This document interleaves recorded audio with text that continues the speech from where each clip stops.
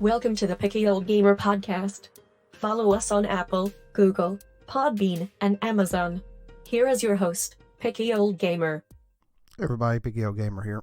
And after making my last little podcast about PC versus console, really been looking at the Steam Deck again and what is my future with it. Because now the embargo, IGN has had all the coverage. It happens, and some places get exclusivity. Well, wow, Linus Tech Tips and all these other people are looking at it, and it's showing even more stuff that it just keeps getting better. And seeing that I'm really steering myself toward PC gaming, and I got that $5 down on the mid-level Steam Deck, I'm feeling even more confident of it. It won't be to quarter 2 2022 unless they get some speed up and they get a lot of chips. But of course there's a chip shortage, so I don't know how long it will be till I get that. But if it really does with the operating system of SteamOS and Proton and whatever's released in Steam works really well, I got to catch up on a video here with the Adam Savage. See, Adam Savage? I was just watching it. I apologize. It's interesting. It's really, really interesting that all this stuff seems to be coming together. Adam Savage is tested, and it's really interesting how far Steam is really going with this thing. It is actually running really, really well. Proton is actually running Windows code really well. And most games now are not really, we gotta have Windows. They just run. And if they cause DirectX, that's more of a Windows thing. But a lot of them do Vulkan. A lot of them do more stuff in the background to where it doesn't matter as much. And that's a good thing. I want it to get to the point where all games can just run on Mac and Linux and PC and Steam. And then, of course, they'll do the customizations for whatever big consoles are out there. And it's always the way consoles are. They're more customization. You get more blood out of those turnips, so to speak. But what does the Steam Deck mean for me? Well, it's an option of not taking this PC that I got right here and taking it upstairs, hooking it up just to have the horsepower when Steam or Valve is bringing something out that would give me the ability to undock it, to hold on to the system, to play any game. And I even seen, there's a lot more games. I was noticing that Adam Savage testing video, if I said it right.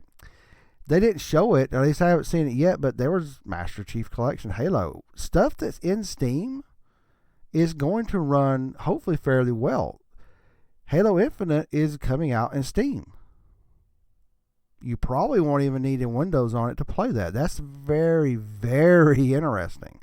What about the newest Psychonauts 2 coming out? What are all these games? What if it gets to the point that developers make their games easily run on the Steam Deck and at least give it a graphics mode that for Vulkan or wherever else, so when Proton or wherever runs, it doesn't need DirectX. It may run a little better on DirectX, may have some stuff that, especially the DirectX 12 that's in that Series X, it's got some perks, because even Unreal Engine 5 is supposed to have some perks with it.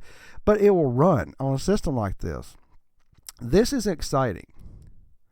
Yeah, I can build a system for this, or I can take my tower up there and reinvent however I want to game. But with this custom high, very powerful APU, and it start going, we were talking in the last podcast about what gaming is on the PC. You can look at the statistics. People game on PC on their main monitor at 1080. A lot of people have in the 1000 series of their graphics card for GTX. They don't have everything out there. One, because it's not available, and two, a lot of people don't care to game at the highest level. And you can, again, like I said in my last discussion, thank consoles for now being in 2 generations into the x86 world. This allows us to have game developers say, well, I need to make this work across these consoles. It's x86. They may have some customization, like I said, for DirectX or OpenGL Vulkan. but it's really not a huge stretch to convert them. The only one now that's a huge stretch is Nintendo Switch, but seeing how much it's sold and it's past the 360 and PS3 selling, that it's worth it. But that was a gamble. But making something work on the Steam Deck or a new version of a computer in the palm of our hands that has a really good AMD APU, well, we don't know. To be honest, I think the Steam Deck's going to play stuff for 2 or 3 years. And even if it doesn't last as long as you want it as a console, I don't even know if it would expire in 2 or 3 years. I mean, it's around 2 teraflops of Zen 2 power. That's about half of the Series S, but if you're gaming at 720 and you don't give a crap about high resolution, you just plug it in, you're like me, my eyes kind of suck anyway. Who knows how many years this thing will get, and then you take the thing, you trade it in, you plug in a drive, you literally take all your Steam games, you dump them to an external drive. It's a freaking computer, right? None of this BS of doing these things and copying stuff over, which, you know, Sony sucks at. I've looked at it, like copying stuff over. It's too stupid. It's not that, you know, sometimes it is. You can put it on external, but it's just easier in Steam. It's always been. I've moved my Steam library around on PC. It's just a freaking folder with other folders in it, and you tell Steam, hey, there it is. Hold on. Oh, okay, I found your games. Thanks. That's it. Now, I'm not saying Sony's is horrible and Microsoft is horrible or not, but they're not as easy as they need to be to transfer to another system. I mean, you can, but you can just plug in any NTFS drive probably into this sucker and say transfer all my games internally. And if you play games, you know, you could dock this sucker and play games. If you play more on, you know, you dock it, so to speak, and you play it on the TV more, you can download a buttload of games on an external drive. Guess what? You don't have to do anything. Just move all your games over. Go buy the new Steam Deck. Even trade up, right? Buy the new one, come home, sign in, dock it, and move over whatever games you need, and all your saves are in the cloud, and it comes down. I mean, yes, you can do that pretty well. I mean, I'm not saying the consoles can't do that, but it seems like sometimes there's more steps, especially Sony. I don't know about Xbox. If it's super easy, make a comment below that it's super easy on your Series X or Series X. Did you move over that easy?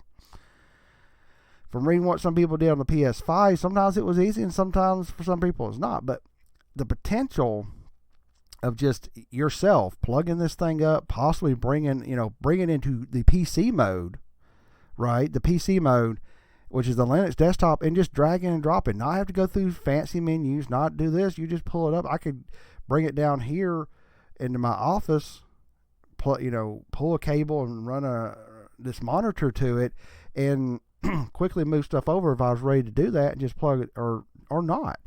More likely, I guarantee you, I probably could RDP into the sucker across my network. It is a computer. It's a Linux-based computer. It's really fascinating.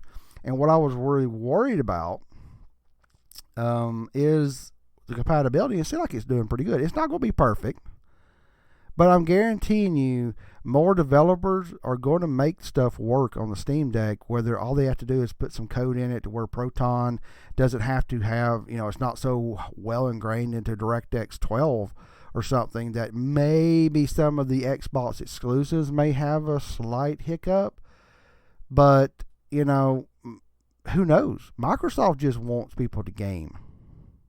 Wonder if people will say, well, Microsoft make Halo and make all these games coming out better compatible with Steam Deck, and I'll buy your game. I don't know. But what is my future with this? It's looking better and better. I thought to myself, man, I'm just going to end up canceling this thing. Maybe it's better for me to put a PC in there. I mean, yeah, that Ryzen APU chip is not the same as maybe this Ryzen 7 with 8 cores, and if I put a 2000 series or higher in there, yeah, I could put more horsepower.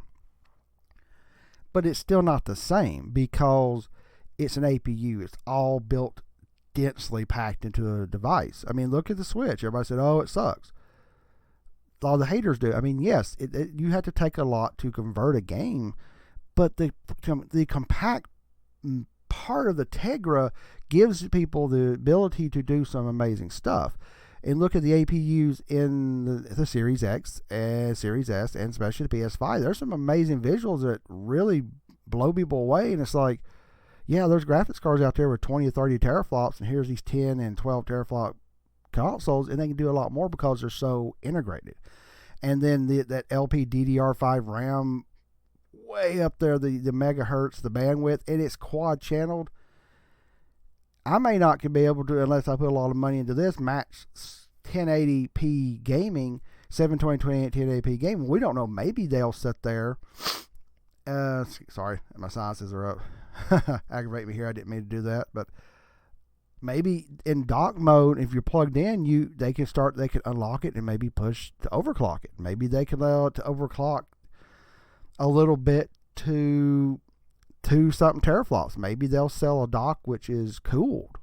Maybe a slight cooling dock. Hell, we don't know. I don't know. It'd be interesting. Then all of a sudden, it kicks up, it dissipates all that heat, is a lot better. And maybe they overclock it. Maybe you can push easy 1080p gaming and get 2 point something teraflops. Nobody said that I heard. I'm just throwing that out there because it's a PC. You can do more stuff with it. I don't know. I'm very excited about the Steam Deck now. I'm really, for my next thing, unless I see stuff that just screams at me, no.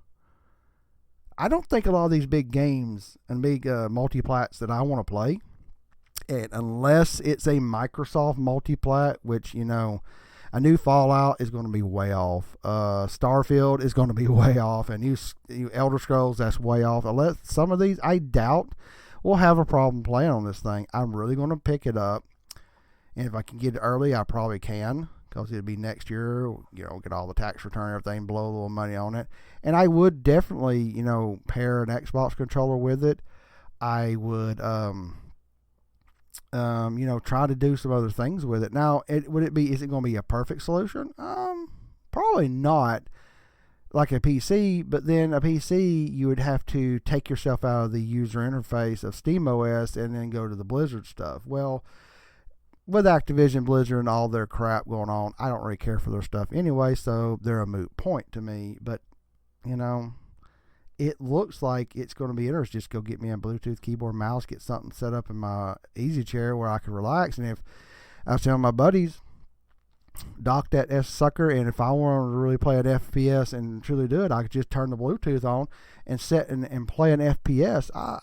You're sure it's not going to be maxed out, but it'll probably look better than the last gen consoles. Who knows how good it can look at 720, 1080. Especially if somebody can get it to where in dock mode it just clocks over and pushes up that horsepower. It's not about the resolution for a lot of people. It's about the experience. As long as it plays well, who cares?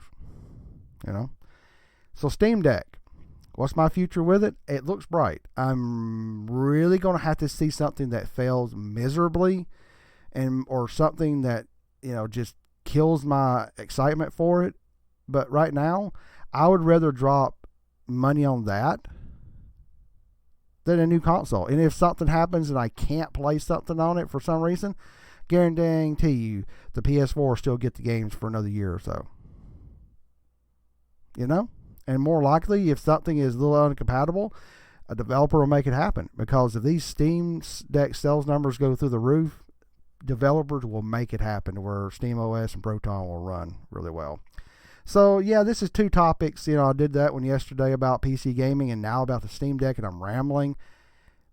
It looks interesting. What do you think? Are you thinking about Steam Deck? Let me know what you think in the comments below. I do appreciate everybody listening. So, it's, I don't know. I'm cautious, but I'm more excited now than ever, and I really wish I got in there, at least throw my $5 down to get something in the year. But then again, I might can see any type of growing pains with it. So let me know what you think. Steam Deck, yay or no? All right, everybody. Picky Old Gamer, out.